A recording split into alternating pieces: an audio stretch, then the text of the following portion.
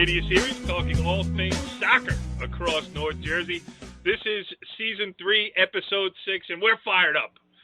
Literally, figuratively, and everything else. Fired up. I'm Corey Doviak, being joined by my panel of riled-up experts here. I'm not giving you the long intro this week. Jim Fusey, former Cliffside Park head coach. What's going on, What's up, man? It's been a long night, buddy. It is, and we are 31 seconds into the show.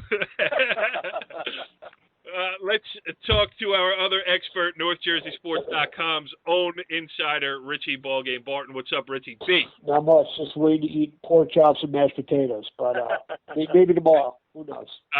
I know you didn't mean that because obviously you meant to say that you are just you're not eating. You're on a hunger strike until November 18th when the Chick-fil-A opens in the Garden State Plaza. I mean, I have to eat something before then. But all right, I can't wait. Chick-fil-A can't open fast enough. Pork chops and potatoes tonight, Chick-fil-A on November 18th. Look for it coming to the Garden State Plaza then. All right, here's what we're talking about on this show tonight. Obviously, Bergen County soccer at the forefront of the conversation. Richie Ballgame was at 2 girls' games on Sunday in the round of 16. I was at 2 boys' games on Sunday in the round of 16. We are going to have 2 guests on to talk about such tournaments, including Riverdale girls soccer coach Steve Grenz will join us shortly. And then when we switch to the boys, we will bring on Pascack Valley head coach Roy Nygren. But since we're going to have Steve first, and Richie, I'll turn to you. You covered 2 of those games here. You know, obviously you got your heavyweights. You got your Northern Highlands. You've got your defending champion, Immaculate Heart Academy, Blue Eagles. You got Ramapo, which went to a state final last year and looks real good. Richie B., is the field deeper than 2? Can Ramapo join the fray there for a shot at a title? Can they? Absolutely they can. Absolutely they can. I mean, it's tough to say because I haven't seen IHA since they lost to the team from California, Maria Carrillo, in their opener. But, I mean, Ramapo's good. They're real good. They work so hard in all 3 phases. They have a solid keeper, Lindsay Stalakis. They have experience. And, I mean, they have so many seniors and so many, experienced juniors, and yet they still come in as an underdog, play with that chip on their shoulder kind of mentality with nothing to lose. I mean, it's really a win-win all the way around for the Green Raiders. And they're going to, county and states, they are going to be one tough team to beat. Jimmy, why don't you break down the Bergen County girls soccer tournament? No. Well, here's what we got here. Paramus beat Lyndhurst in a shootout, which is, a great run for Lyndhurst in this year's tournament to get to the 16 and then give Paramus all they could handle there. Ridgewood beat Mawa in a shootout, the number 12, although Richie, Mawa was the 5, Ridgewood the 12, but Ridgewood is still Ridgewood, and it's not all that surprising. No, I wouldn't say it. I mean, Ridgewood's gotten hit with a couple injuries, but at this point in the season, everyone's pretty much gotten hit with injuries. And, if I wasn't at that game, but I heard it was a good game. Ridgewood went up early. Mawa tied it with 6.5 to go. And then went to PKs, and when you get there, anything can happen. Yes. Number 4, Paramus Catholic and Park Ridge also went to penalty kicks, won by PC in 4-2 in the penalty kick shootout. Old Tapan beat Ramsey 1-0 with sophomore Cleo Pontone scoring the lone goal for Old Tapan. And I wasn't at that game. You weren't at that game either. But I did follow up and went to Old Tapan against Pascack Valley on Monday afternoon just to talk to Tom Quinn. That was a big game for them league-wise, the PV game was. They won it. They took control of the league race. But, Old Tapan last week had it all rolling. Last Sunday, as I wrote in the story that's running on NorthJerseySports.com, they had beaten Westwood 5-0 in the opening round of the Bergen County tournament. Everything was looking good as they were rolling into a regular season matchup with IHA. They were hanging with IHA 1-0 through the first half. Second half, Emily Cravani gets hurt, an injury that is obviously going to affect the rest of the soccer season. An ankle injury. She may or may not be back, and it could also spill over into basketball. We hope not, but it definitely could. But Old Tapan still, then they go on to lose that game to IHA. Their leading scorer from last season, their senior, all the senior striker out for the foreseeable future. Could have gone sideways on them. It didn't. They beat Ramsey 1-0 in the Bergen County tournament. Then they followed up and beat Pascack Valley 1-0 in a key game in a league title race, as I mentioned. And I did talk to Tom Quinn after Monday's game. Let's hear what Tom Quinn has to say about the situation with the Golden Knights. So this was kind of the week things could have gone sideways. Instead, they've gone It's been directly great. up. It's been great, and to the credit of the kids, they're really playing well, and it's a great group. So it's nice to see, and I knew they could do it. And in spite of Emily's injury, it doesn't matter. We're playing hard. We're playing great in the middle, and we didn't have a lot of shots today, but we'll take it. I mean, they all went in. It was very, very bizarre. And to get through the Ramsey game with that, I mean, yeah. You got everything to play for still. Right, This late in the season. This late, we got the league we're vying for. We're trying to get some state tournament home games, and yeah, we got nothing to lose to go out on Sunday and go after it. How does it change with that, Emily? Because maybe you're not playing through one player as much.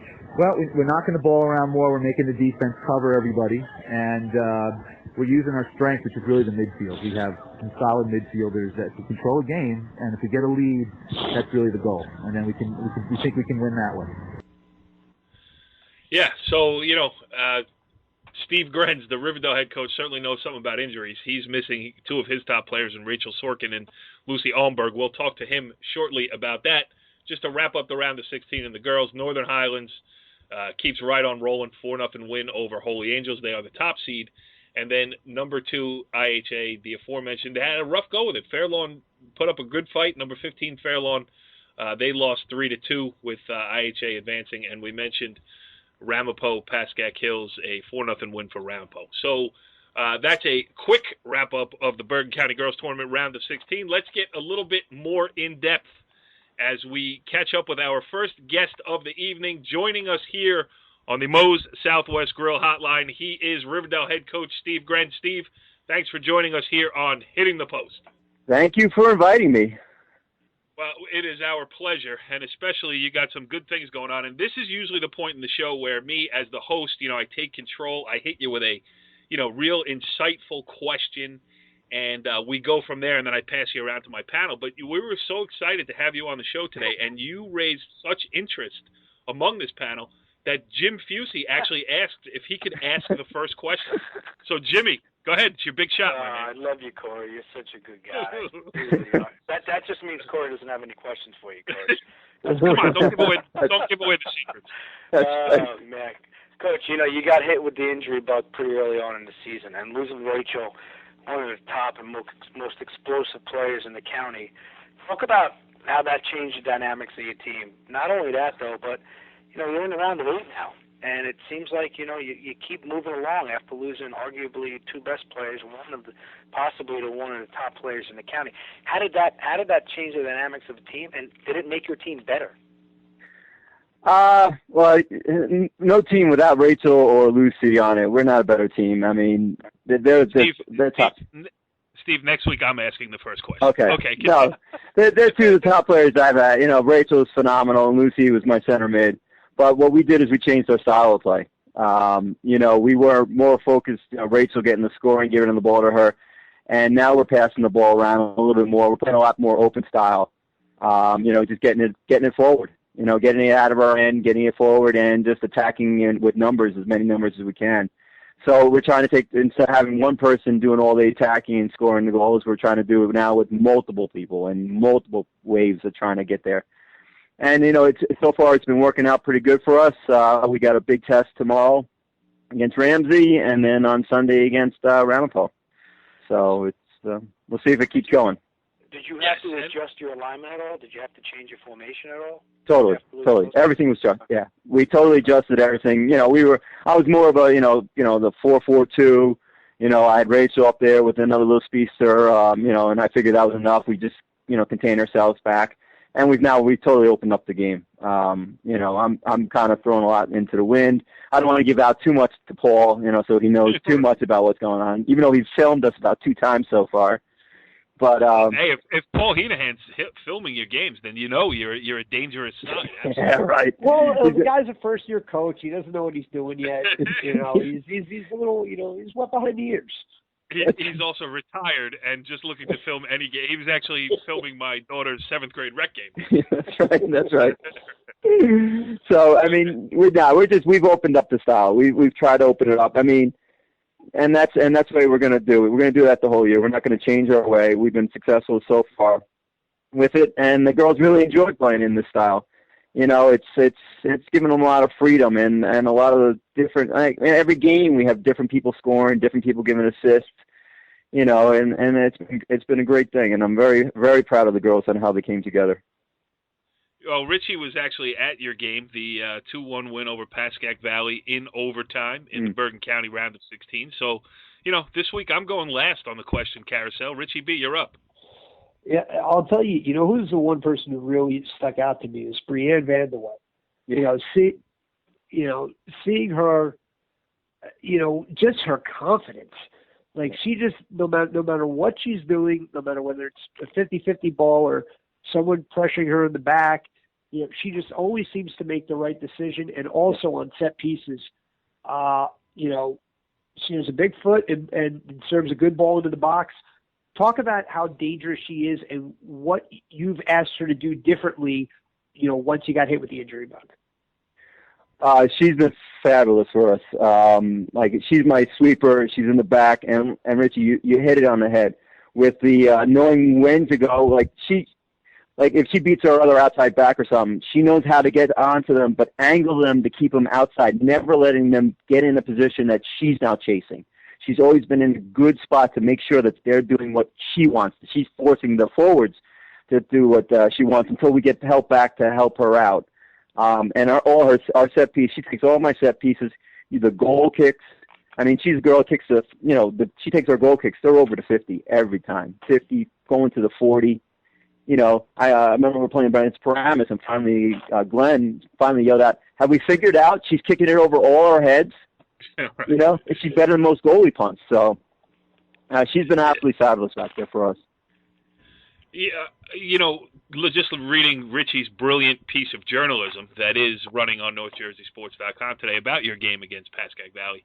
You know, Julie McGovern steps up and scores the biggest goal of the season to date. And, you know, talk about that.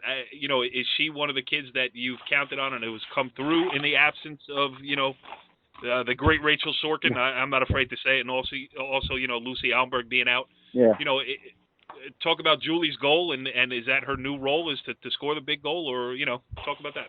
There's no question. She's definitely stepped up. You know, Julie's a sophomore. Last year she was on JV, but I've coached both her older sisters, so she's been part of the Riverdale family for years. And this year I was starting to ask for a little bit, you know, I need a little bit more from you, ready to get going. And then when I lost the 2 girls, I just looked at her, and, you know, she just knows that it was her time to step up. I think in the article that Richie had, where she said, you know, I knew I wasn't having a really good game, and I knew I had to do something. And that's the kind of kid she is. She just knows that, you know, she needs to step up. So, yeah, what I noticed is that she took that shot. Yeah, you know what I mean? Because I watched the game too. She, you know, I would agree with her assessment. You know, it was not her best game, right, but, you know, she kept working, and when the opportunity came, she didn't shy away from it, saying, you know, I don't want the ball at my feet. Right. You know what I mean? So some kids wouldn't take that shot. They would just lay it off, and whatever happened, especially with the seconds winding down. She got her head over the ball, struck a great volley. And to have that confidence after having a tough game, you know, that's tough to do for a sophomore. Definitely. And 9 out of 10 people, 9 out of 10 players, that strike, getting the ball down, under control, getting a shot off, it's over the goal. You know, it's over the crossbar. It's no. She put it in a spot where the goalie made a shot attempt. I think the goalie got a hand on it a little bit, but it was under the crossbar. It was in a great position, a nice spot. You know, and she kept, like you just said, she kept her head over the ball. She made sure she had to keep it down. No, she's definitely been a big part of it. She's been in center mid, and actually I kind of pushed her up a little bit as the game went on, because I had a couple other girls that were a little banged up. So yeah, she's been a big part of what we've done, and she's now our leading goal scorer. You know, so with 6 or 7, I think. You know, we go through the year, and I'm used to having a girl that's scoring 20, and now we're at 7. But you know, that's the way we're doing it right now. Different people. I know I got a bunch of ones at 5, 6, 7 goals. You know, so.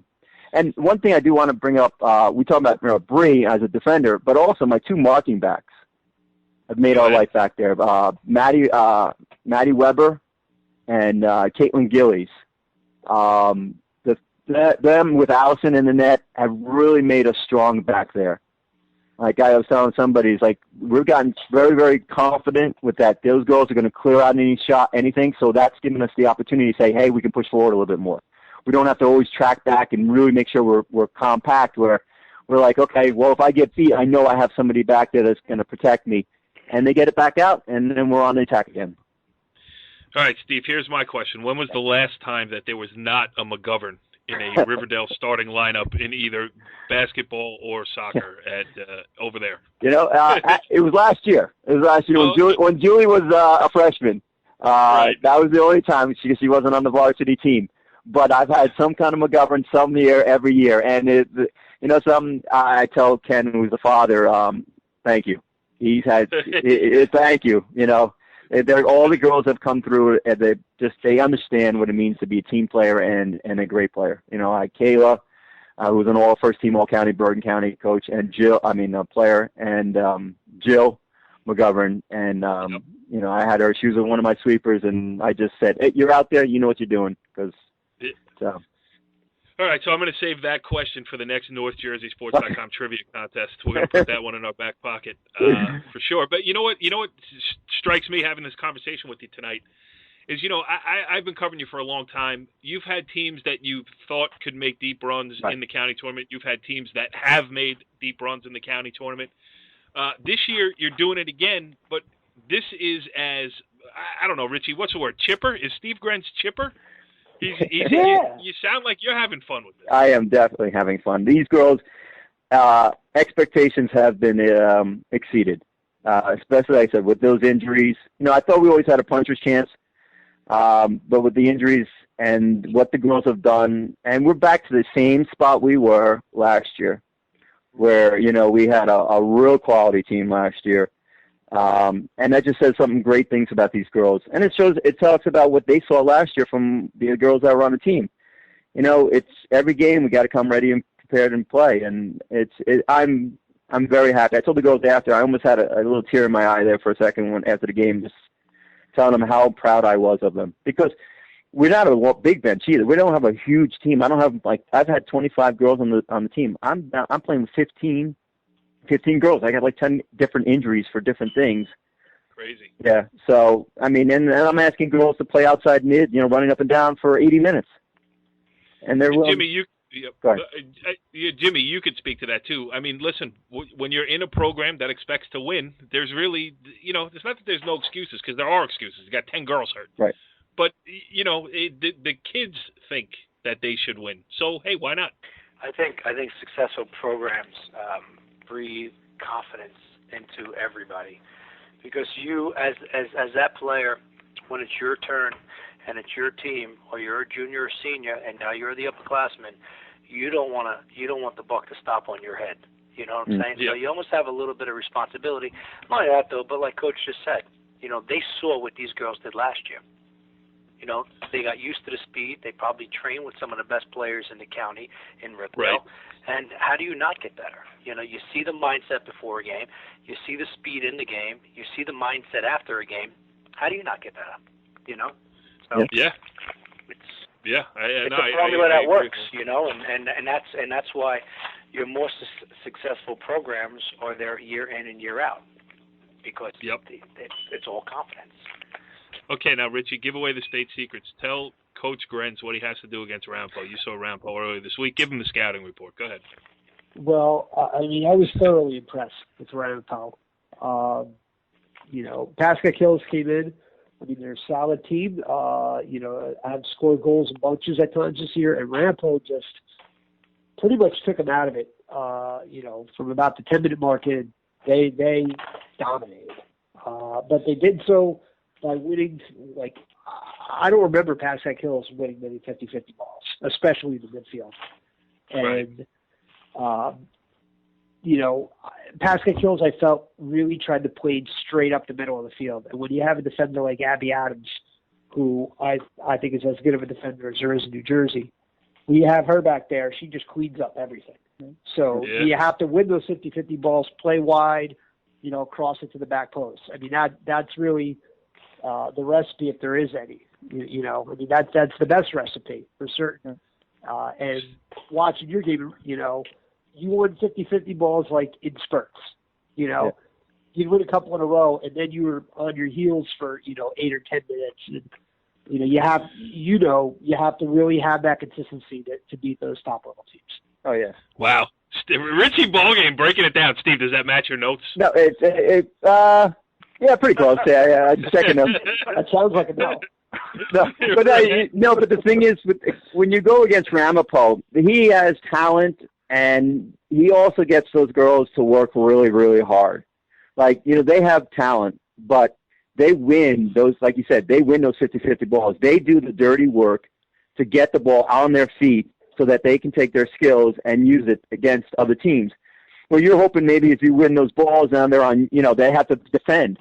Well, they're winning all those balls, and he's done that year in and year out. That whenever I play against them, you're working. You have to outwork those teams, and it's very hard. He does a great job. He's been doing it for years, and we have our work cut out for us. And it's but again, like you just said, they're going to outwork you most games, and we'll see what happens. And you have to connect passes against them. You can't just try to play kickball and hope for the best. What? We can't play kickball? That's all I was going to do. I was going to give it to my sweeper and kick it up. Lump it forward, girls. Lump it forward. Just kick it. Steve, before we let you go, just give us the update on what's going on with the league. Where do you stand in that? And I think we're in third place in our league. I think we're like in the bottom. I don't know. Ramsey has one loss in the league to Mawa. Mawa's tied us, and we lost to Ramsey. So I think we're third.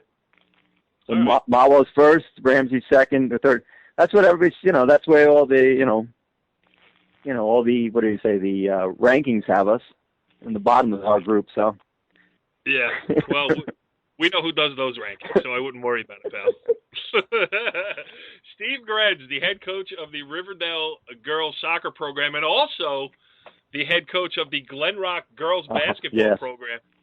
So look for Steve Grenz to be making appearance after appearance this year, and we'll have you on as long as you promise not to invite us to a all-day Sunday benefit round of games on the first week of the basketball. Yeah, that's okay. That's okay. I definitely won't. But yes, I will. I will definitely talk to you during basketball season at Glen Rock.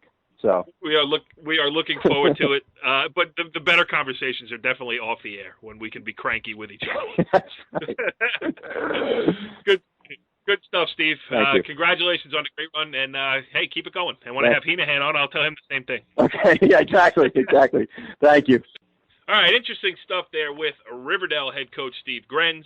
And now we are going to turn our attention to the Bergen County tournament on the boys' side. The round of 16 was played this last weekend. We'll go through some of it. Well, you know what? We'll just go through the two games that I was at. I got a couple of interviews I want to play for you. First of all, the Tenafly game against Ridgewood was great. Ridgewood went up 1-0. Ridgewood went up 2-1. And then with about 38 seconds to go in regulation and Tenafly trailing with everybody pushed up in the box, a long throw in, gets rattled around, falls to the feet of Andres Morales, who from the penalty spot is standing right there, knocks it in clean to tie the game at 2. And then after 2 scoreless overtimes, Tenafly went on to win in penalty kicks 4-3. Now it's interesting too, and Jimmy, well, I'm going to play this interview that I did first with Coach Jager, but it's a great story because the kid Andres Morales, who scored that tying goal, he hasn't been a factor all season. He played a couple minutes in the opener against Teaneck, went out with a hip injury, and has tried to working his way back since. And just the way things fall in high school sports and any sport for that matter, kid comes back, he's playing in his first game back, ball falls to him, and he knocks it home. I mean, that's pretty crazy. And, you never know where the contribution is going to come from. And that's why high school sports is the most beautiful thing in the face of this world, honestly. Because well said. Because honestly, well said, things like that happen, and when you think a kid's down and out, next thing you know, Johnny on the spot. I've always said when I coach, it's not what you didn't do, it's what you're gonna do. You can have the worst game of your life. You can have the ball on your foot inside the box, nothing game. There's 3 minutes left, and you can put the game away. So it's not what you didn't do, it's what you're gonna do. So good for him. Yeah, absolutely. Let's listen to what Bill Jager's take on the situation. Ridgewood could have easily won this game as easily as we won the game there on that. I mean, it was, a tremendous soccer game. I think that they took advantage of the situations, that they had. And, we were very thankful, obviously, in those final few minutes there and that we were able to get one through. We pressed, we changed, we put 2 strikers up front. We went to 3 backs, we knew we had to press the attack, and our kids aren't really used to that type of stuff, I mean, we like to behind them. Right, and we like to knock the ball around, and at this point, it was more, let's get the ball in the box and hope, we're going to get something out of this. We kept putting balls in the box. At that point, we were getting a lot of pressure. It was just a matter of hopefully the ball was going to bounce to the right foot at the right time for us, and, it did to tie it up. Yeah, I mean, the kid just steps right onto the penalty spot and knocks it home clean. I Right. mean, that's, how many goals is that for him this year? Andreas? Yeah. He hasn't played in, I'm trying to think if he played in the Tina game. He was in our preseason. I think he played in the Tina game a little bit, and then he's been hurt of the hip. Got the clearance last week, practiced with us this week, so this is his first time back, really. Crazy how it works out in soccer. Oh, unbelievable. You know what I mean? Like, that kid's gone as an afterthought. Right. The next thing you know, he scores the game-tying goal with 30 seconds left in the round. Right. Hey, we talked about it yesterday. One thing we did talk about, Ridgewood was a good team. I said, coming in, this is a great game. I mean, I would think this is probably, the best. I think this is probably the best first-round game. Matchups. I said, if you're going to look, I think that this was probably the one that everybody would say, hey, listen, this game could go either way, in regards to it and that. So we talked yesterday about, hey, not losing our composure, and that's an easy thing to say, but I said, hey, if we go down a goal, if we go up a goal, we just got to keep focused on what we needed to do. I think at one point, with about 8 minutes left in the game, they started to panic, and they were just whacking balls. I heard you yell, don't panic. Yeah, and then we said, listen, let's just keep going, keep doing the things that we need to do, and listen, we have to make some adjustments, and the kids did. I mean, they stepped up. And I think our conditioning, really helped. I think at the end, we had more energy than they did at the end, and, a couple of their guys got hurt. I think part of that is, you get a little tired, and I think you get a little hurt and everything. Jimmy, Billy Jager, 1 year back on the bench and back in. That's why he is who he is, and that's why he's as successful as he is in his programs, is because if you took anything from that interview, it's very simple. He's telling his kids, stay to the task at hand. Stay at the task at hand. Let's not panic. Let's do what got us here. And listen, if we can do what we can do and do it well, we'll always be in a situation to win. We'll be successful, and that's why he's good, man. Yes, and it sets up what is going to be a great quarterfinal match against Garfield, because this was the first time, despite my many promises to cover Garfield when we had Mark Piccolo on the show earlier this season, I hadn't got to a game yet, so I was there on Sunday for their game against Pascack Hills. And listen, Pascack Hills is a hard-working side. Good job, for a team like that plays a tough schedule to get into the county tournament, to get into the round of 16. But I'll tell you, Garfield, and Richie, you can attest this. I know you haven't seen him this year, but Garfield's style of play. It's wide open, hammer down. If they're going to lose, it's going to be because they didn't put any shots on goal in the net, not because they didn't put any shots on the goal. I love the way they play. I mean, a lot of teams, especially as the games come of greater importance, play a little more close to the vest. Garfield's completely the opposite. If you're within 35 and you got a shot, I mean, let it rip, and they do. And when you do that, and you got a couple of kids that can put it on target, especially David Herrera, your favorite player in the history of soccer. Although he has stiff competition now from Jorge Salas, who is the he's good. Yes, and he's good, and he's a gregarious kid. After the game, I covered the first game. I went to my car to sort some stuff out, dump some photos, pick up a new battery, blah blah blah. I did my interview, so I come walking back on the field, and I see it was already 1-0 Garfield. So I didn't see the score. Salas scored the goal, so I said to him after, I'm like, hey, I missed the first goal. Can you take me through the play and tell me what happened? He's like, you missed it? I'm like, yeah, no, I'm sorry, I went to my car. He's like, nah, man, you're not doing your job. You missed my goal.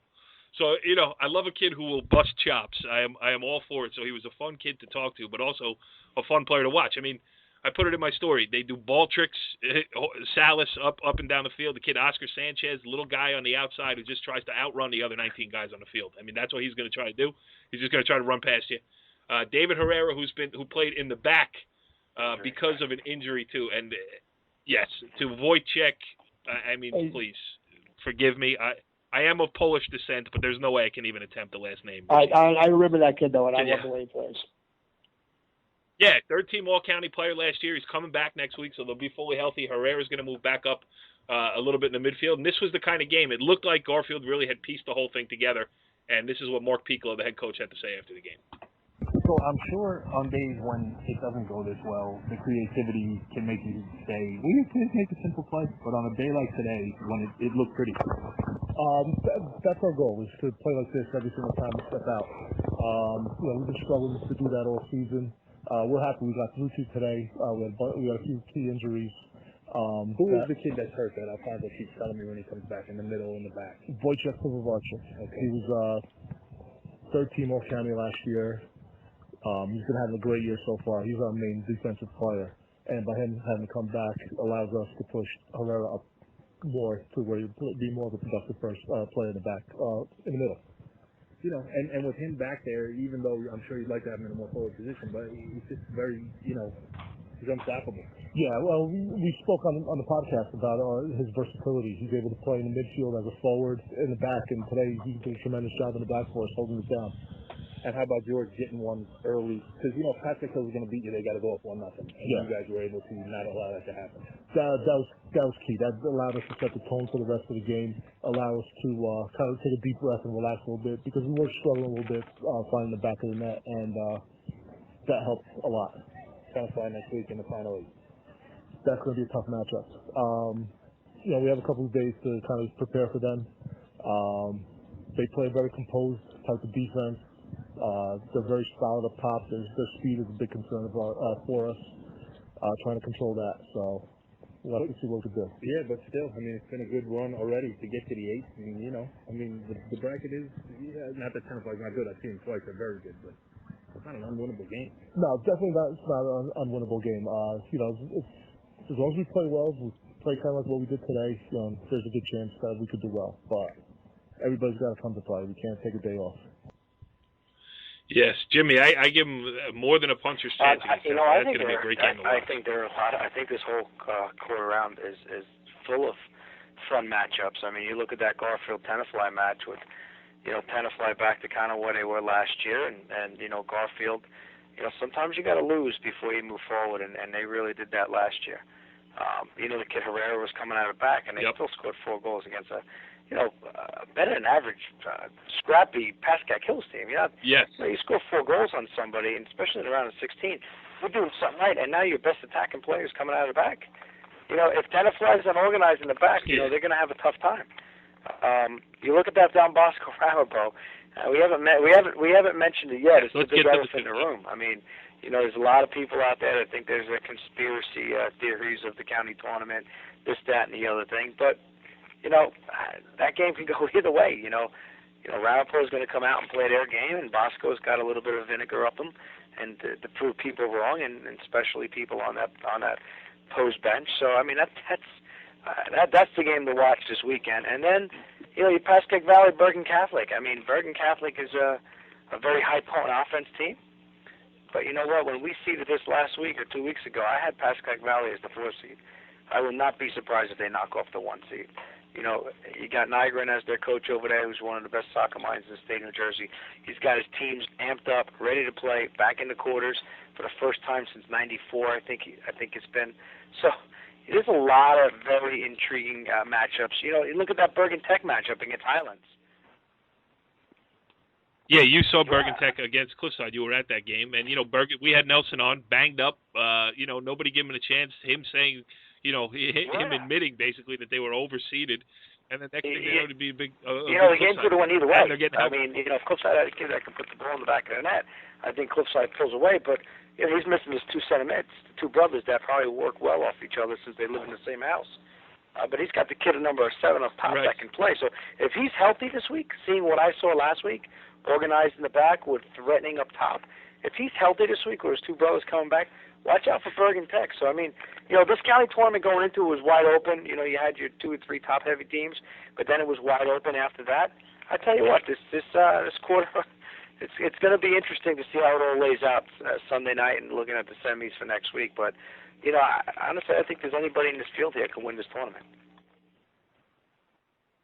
I agree with you wholeheartedly, and we should mention, too, the only team that we didn't really spend any time on, Northern Highlands, they went through a sea change with Sean DeVore and the great job that he did, building while sustaining, then building upon, and then cementing his success there. And then Steve Every comes in, and look, Northern Highlands back in the round of 8 with a chance to win against Bergen Tech. They could be right back in the semifinals.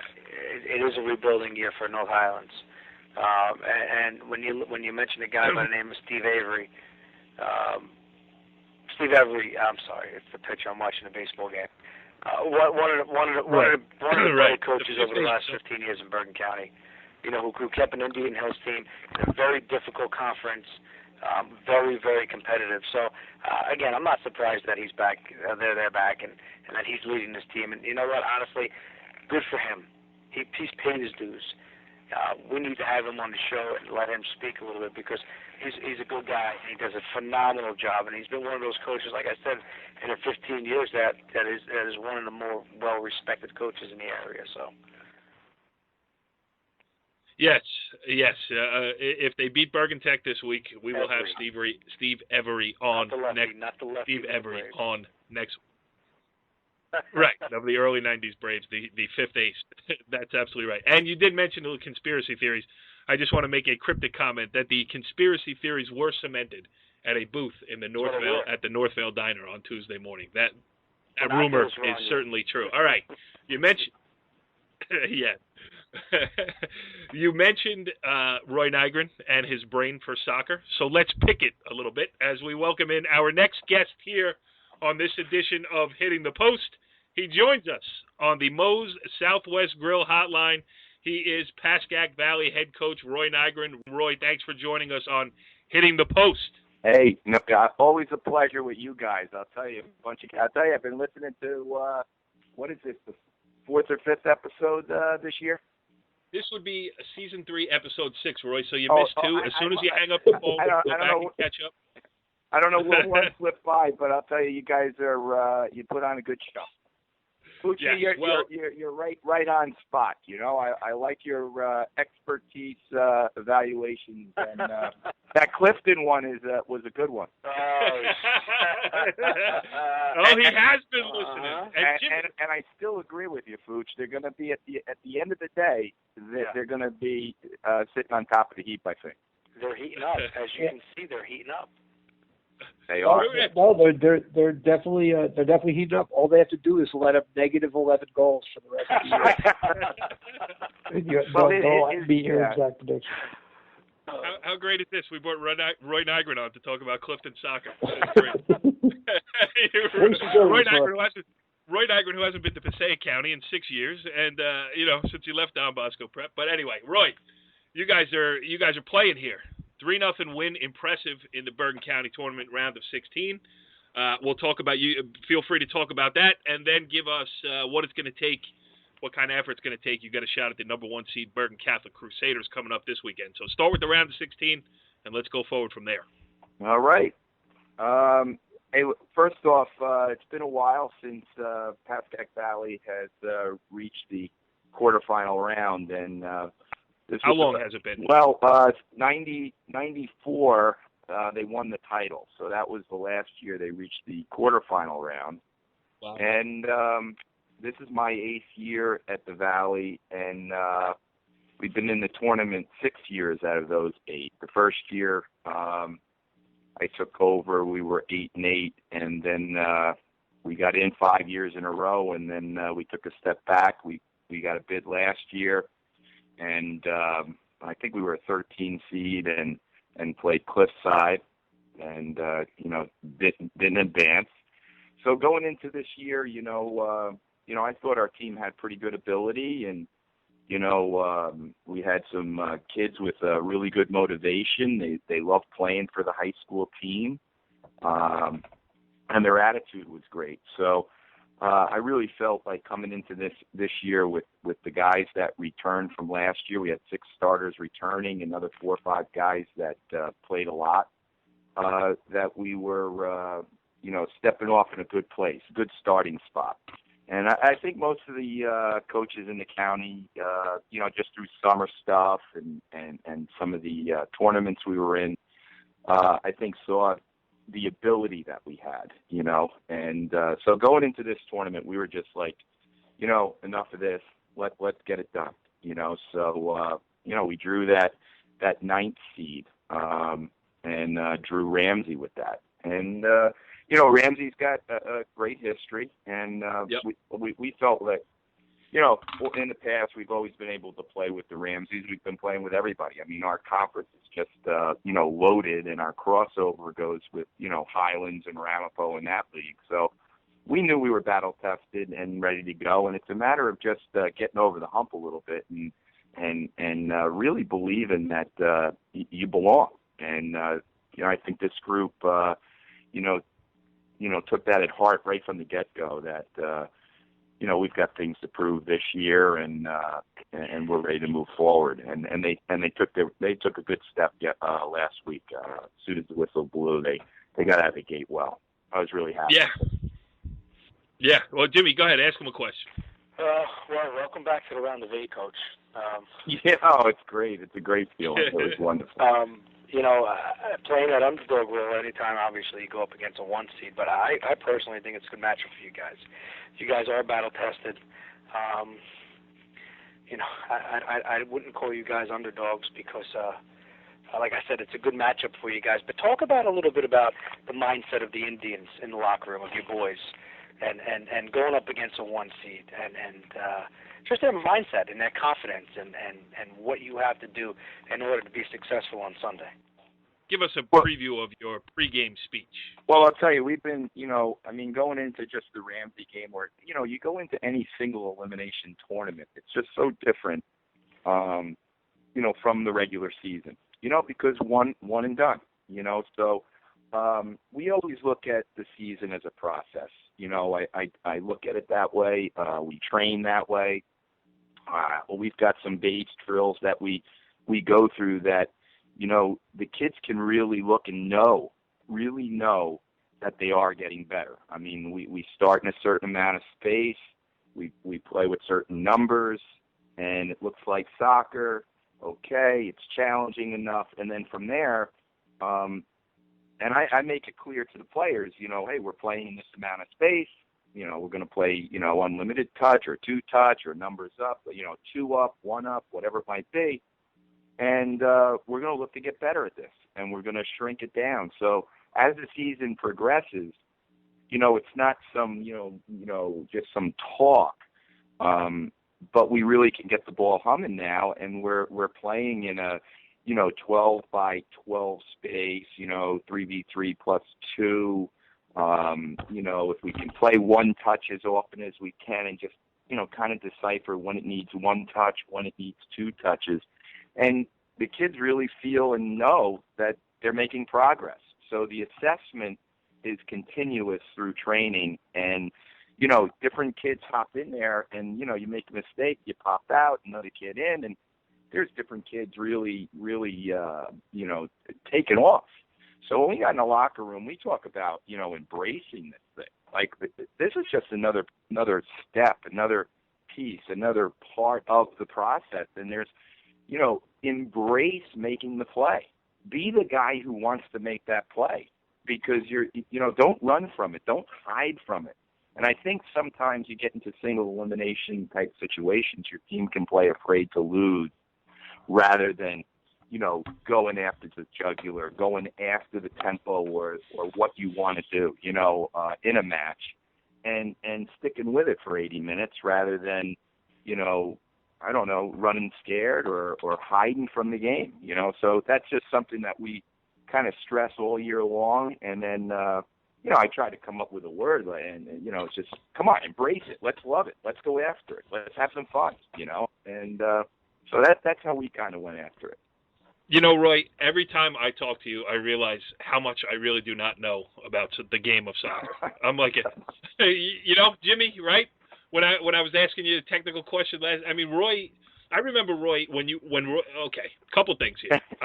We were talking about whether we were going to go into the tournament. I'm going to do it because you're the guy to ask, and I want. But for those who don't know, Roy Nygren had a long and successful career as the head coach at Don Bosco Prep, and I remember covering you. I think it was a county final or a semifinal, and you just remember you were clapping to like a rhythm, and your kids were like responding to that. Like, here's how I want the ball being played, 1, 2, or whatever it was. I have a horrible memory. I know exactly. I know exactly what you're talking about, and and I think Pooch knows this. When his teams at Cliffside were playing really, really well, and we had to go deal with them in 2007. But when your team is moving the ball at a rhythm, changing the angle of attack, getting to that side, it is that 1, 2, 3. Are you going down there, or are we going to go somewhere else to get in behind the defense? And it is that, movement of the ball from one side to another, or the deception of moving it from one side to the other and then going down the gut. But it is that rhythm that it takes. It shouldn't be, sitting there, doing a waltz at times, Right. But when your team is really humming the ball around, you know what your team can do and how they can do it, and when you see it going, it's fun, and that's what I tell my kids when we're, I'm not here to watch, brainless, mindless soccer plays going on. There's got to be a thought behind what you're doing, because I don't really want to stay there for 3 months looking at this stuff and people watching it and saying, what are you really doing in practice? Because nothing seems to be translating. This doesn't look like basketball where you're running a set or something, or a football, which is ultra, micromanaged. But, there's got to be some things going on. And I pride myself, and my staff does as well, show some IQ. Let's develop some ideas out there. Let's show some ideas, and let's enjoy this game, because it's a player's game, If I didn't know you better, I might have thought that you took a veiled shot at the game of American football right there. It's different. It's different. It's funny. Richie. It's funny. Sorry, Corey. It's funny you say that, because I think it was 2008 when we won our first state championship, and I started talking about different drummers in a training session, and I used the name Neil Peart, and my kids barely speak English, and they're like, Neil who, what? So the next day I had to bust into my CDs. I don't have MP3 players, and we had to listen to a little bit of Rush. Because Neil Peart, forget about it. His rhythm is strong, and then he backs off a little bit, and then he pops it all over the place, and he slows it down, and he speeds it up. So I understand exactly what Coach is saying, because there are times where you do want to slow it down, but there's some times where you want to, you want to knock it around quick, and then you want to take the air out. So it is like music. Soccer is music. It really is. No, I always tell the guys, I go, when I watch the game, I'd like to know, with not knowing the score, sometimes I'll go to a field just to kind of check it out. And normally there's one scoreboard that's on. So if I am in, like, Ramapo, for instance, scoreboard's in the back, I like standing behind the scoreboard first, not hearing the score, and look at the game and say, okay, who's winning this game? Can I tell who's winning this game?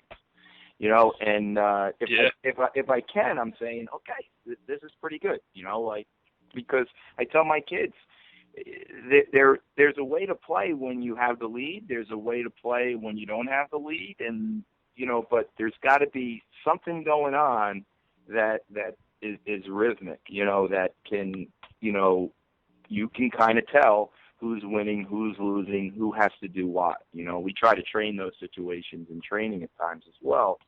But it does take tremendous focus and really knowing what you can do. And I thought in the Ramsey game, that's what we talked about at halftime. We got the lead, and I felt some of our guys, got a little bit safe on their decisions as opposed to looking at some other options that they may have had. The second half, I thought we were much better at picking out, better choices and not just the safest choice. So I thought we were able to keep possession a little bit better and lose it in better areas of the field. But now, some places your strategy is easier to work. I mean, the problem with Rampo is you could stand behind the scoreboard, but you do have the 4-story high, ultra high definition video board that shows you the replays. Cliffside, it's pretty easy. I mean, the lights don't even work on the scoreboard. So, I haven't been to a game there all year, so they're not working, I guess. Right. Here's what I want to get your opinion on, because you're the perfect guy to ask.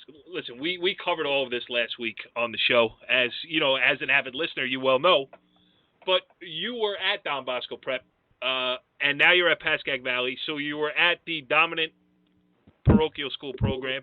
You're now at that highly competitive public school program. The county tournament has so many different aspects to it now, as not just the Bergen County soccer tournament, but all of them. Where the parochials are strong, the basketball tournament, the baseball tournament, it's all hard to figure out here. Where are we with this thing? And, just your thoughts, because you come at it from the perspective of having been on both sides of it. Well, I think things have really changed. I mean, I think they were changing as I was, at Bosco. I was there 97 through the 2007 season. And, as I guess a lot of people look at, Greg Toll having an influence on the landscape of high school sports. I wouldn't disagree with that. I think, when he came to Don Bosco wanted to win on the gridiron. And, I think, he took the sport, and I should say took high school sports to a different level, and Greg has never been afraid to play anyone. Always looked at Bosco as a great athletic place to go and take his career to another step. And I think he always had it in the back of his mind, hey, Boston to, Baltimore, let's play. Now, right. And Greg was coming from just the football, from the football end of things. They play once a week, so that was possible. On my end, I always looked at, for us, let's get out and go play the best. And we played St. Benedict's. We went up to, Niskayuna and Shenandoah and St. John the Baptist. And so, that's been going on. And I think a lot is driven a combination of parents. I think the amount of money that they're investing in their kids' youth development and their social sacrifices for their kids influences their decision, greatly. And I think before it really kind of started turning, they were seeking out what they felt was going to be best for their great player or whatever. I think the parochials have made it easier, and I think one of the main internal things that kind of broke down is the elementary Catholic schools. I think the powers to be, said, what are we going to do? All these elementary schools are closing, and we've got to be out there, somehow. And what better way than on the athletic field, and and get exposure or whatever. So I think marketing through sports. Well, yeah, and I guess society wants it. It seems to be the way to go. The difficult thing about it is when you're not really the same. We used to be really just a place of choice. If something wasn't going good in your backyard, you had an alternative place to go. I graduated from Bosco. I love the place. I love coaching there. But now it's I don't know what the kind of money is there now. With ESPN and the rankings and all that kind of stuff. but obviously people are reaching out into communities vigorously. I mean, they're relentless, really. And when I was there, that didn't really exist all that much. It started going that way, but if you were solid and you won the backyard brawl with the rest of the parochials, which we were fortunate to do, we always had the better players knocking on our door first, so we could always look at them and be straightforward with them and honest with them and go that route. But right now you've got 5, 6 parochials knocking on the doors of any athlete that's in 6th, 7th, or 8th grade. I mean, it's I think in-house, I'm over at Valley and, try to work with the youth program there and stuff. And, it's a little upsetting when your town is trying to, develop and everything else. You'd love to have the kid there on his terms, and let the kid and the parents kind of make the choice on their own. But when you've got others, knocking on the door, then it becomes, well, now it's kind of a free-for-all, and it gets a little crazy. I'm not quite sure it's healthy. For the parents or the players. You don't think it's good that people are covering the signing day when a kid picks a high school? I tell you, I don't know. They talk about rolling out the red carpet for some of these kids. They're 17, 18 years old, and what are we setting them up for here? I have my own view of what interscholastic athletics is about, and we share the same view. I just think that glorifying a kid at 17 or 18, and just opening your door nonstop, it sends a crazy message, and I don't think it's in the best interest of that young student athlete that they can go from one school to another school to another school to another school, and every school seems to just welcome them in. And but Roy, they bring an electric bill. They prove their address change. Yeah, but that's a whole other. But it seems like the NJSIAA, it's just okay, and I think it's got to stop. Eventually, the only way it's going to stop is parents understanding. Is this really the best thing for your kid to, if you go to choose someplace, I always try to raise the bar. It's not supposed to be easy.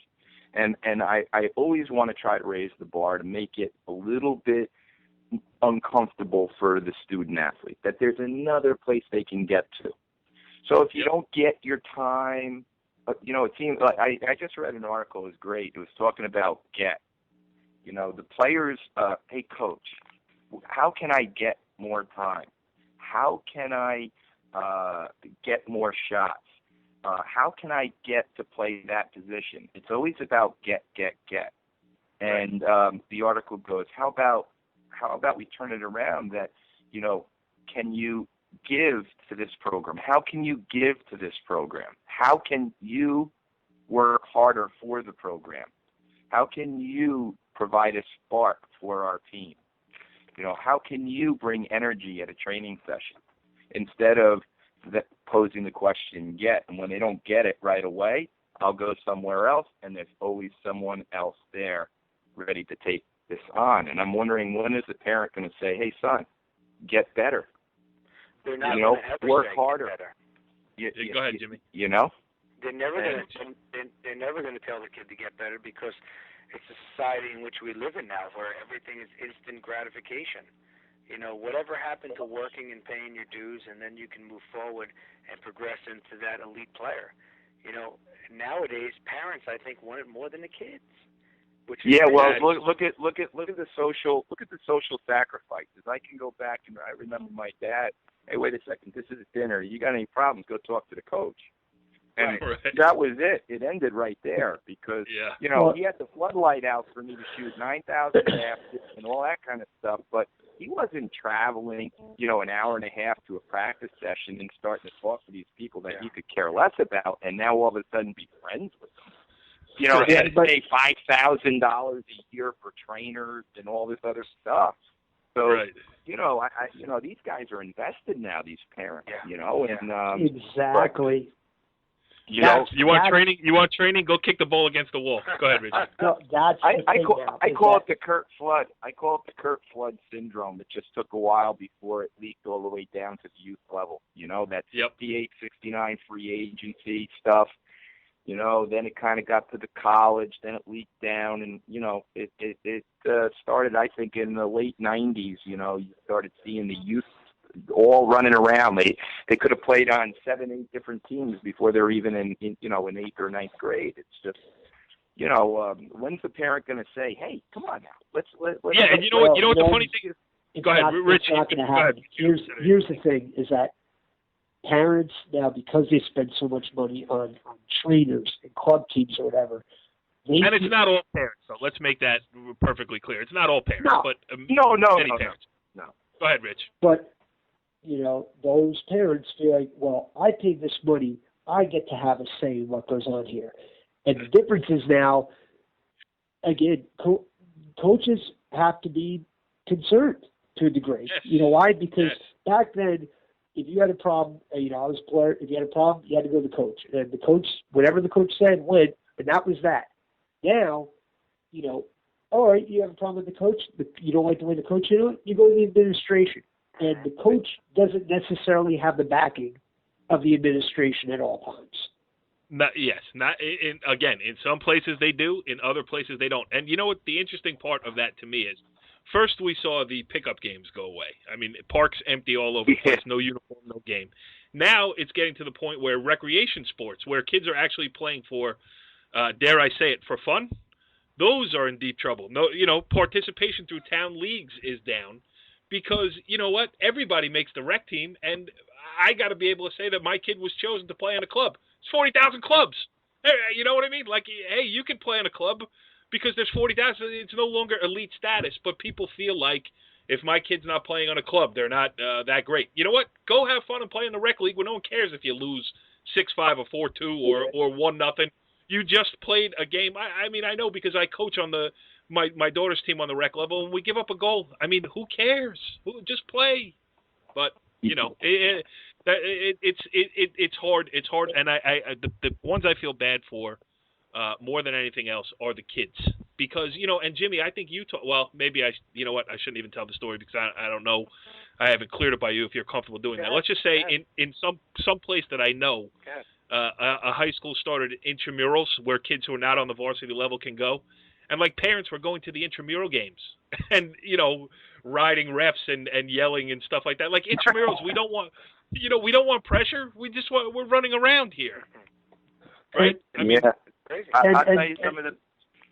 And listen, I mean, Coach, I played all throughout college, so did you. Fusey, you played forever. How many kids do you know by the time you got to college that were talented players that were burnt out? And that was then. That is, 20, 30 years ago. And now... Well, I play on an over 50 team, and there's still a lot of us still running around loving the game. I think, I don't... Yeah, it's because most of the parents are dead. No, but I'm just saying, I knew a handful of kids that were burnt out then. And that's when there was none of this stuff. I mean, right. How many kids are going to get, if they're fortunate enough to get the opportunity to play in college, say, you know what, now I'm on my own, and, it's just not worth it because I never had any fun along the way. Yeah. I'll tell you one, I just I've been talking about the negative side of it all. The one plus end of it, on the coaching end is the expectations of parents and the players of a high school coach has increased, I don't know at what percent, but unbelievably. And to a certain degree, I mean, that is always, I've got a passion I love coaching. That's why I got into teaching because I just feel as though it's the greatest classroom of classrooms, and, but at the same time, knowing that the expectations of the parents have increased, it's been easier for me to be driven, let's say, to really stay up with the game, be at the cutting edge, because the game changes so much. You're just looking at 10-year little film or whatever, you see the difference, the speed, the strength, and everything else. So, on that end, I think it's been great. And I'm one of the coaches, and I know some that old school guys who will never talk to a parent. Right. On my end, I look at it and go, hey, wait a minute, that parent is totally into this thing and been invested. They somewhat have a right to know that their kid is being taken care of. And so I have no problem answering any kind of question to just provide assurance that their kid's being taken care of and things are being done the right way. And their ability is going to be, if they have the motivation and the attitude, that they're going to reach their potential. They're really going to strive and reach that. Yes, there's definitely a place in the modern landscape for a supportive parent. Yes, I would. I think it's just a balance a little bit. And you talked about burnout, and I think that obviously can occur if there's never satisfaction in anything. I mean, you do want to win. You do want to create a competitive, internal desire to compete. I mean, that's a great thing for our society, to have kids who are ready to compete and challenge themselves and not afraid to lose or to run away from a challenge. And I think sometimes the way the youth sport model right now is in place, too many kids and parents can just take their kid, and I'm just posing a question, is it healthy all the time to move a kid when they're being challenged or when they don't get exactly what they want? Is that really what we want them to learn how to deal with? Is the answer is to, run away from it, or to find a way to get better, to deal with the situation, to, find a way to be a team player and find that role? And how about all those good things when chemistry really works, And, I'm seeing that with my team this year. I love my team this year. The guys work for each other, care for each other. They're battling, and we only have 2 seniors that start, and we've got a young team, and but they're really coming together, and they got some battle scars, and they're fighting and working hard for each other and helping each other up, and those are the things that I think as a high school coach, and I think as a parent, that's what you want. You want your kid to have those struggles and to find a way to make it work in whatever capacity. It doesn't have to be the star tailback or the starting center midfielder. You might be the guy coming off the bench, but you're learning, and it's clear what you need to get better at, or to find a way to give to this team. Give, not take or get. And you know what? I got to do this in the off season to get a little bit better. I'm going to be back there, and I'm crossing those white lines in that uniform, and I'm going to show people. I mean, what would Michael Jordan do? Just run and leave his high school team because he didn't make the JV team and go over there or over there? I just wonder if the youth model is too close to a professional model. I got right. Exactly. Sorry, I talked too much. No, listen, it's great stuff. The only thing we didn't answer is what you got to do against Bergen Catholic this weekend. We solved the rest of the world's problems, which listen, that was a byproduct of a great conversation, and I don't care what you got to do to beat Bergen Catholic. We'll be there to see it this weekend in the round of 8 in the Bergen County boys soccer tournament. So, hey Roy, go get them, and thanks for coming on here on Hitting the Post. I tell you, the Bergen County tournament is just a great soccer tournament, and it's going to be interesting how it all unfolds down the line. So I'm just looking forward to it, just like any county tournament in Bergen County. Bergen County sports is awesome. High school sports are awesome. So we'll see what happens. Roy, this was awesome. Thanks for the time, and we'll see you on Sunday, pal. All right. Thank you, guys. Hey, and get to that baseball game. Kansas City, baby. I know. We'll see it. And I forgot to ask you about Tenafly, too. Come on next week. We'll talk to you later. All right. Bye-bye. You hear that? That was my deep breath after a long And interesting conversation with Pascack Valley head coach Roy Nygren. Good stuff there. Listen, at the end of the show, sometimes we like to make some jokes. So I don't think that's in order this week. That was a lot of heavy conversation, and I'm tired, Jimmy. I'm tired. You should be. We've been at this for an hour and a half. Yeah. Richie Ballgame Barton, what do you have to say? Yeah, soccer. John Lombardo, any parting thoughts?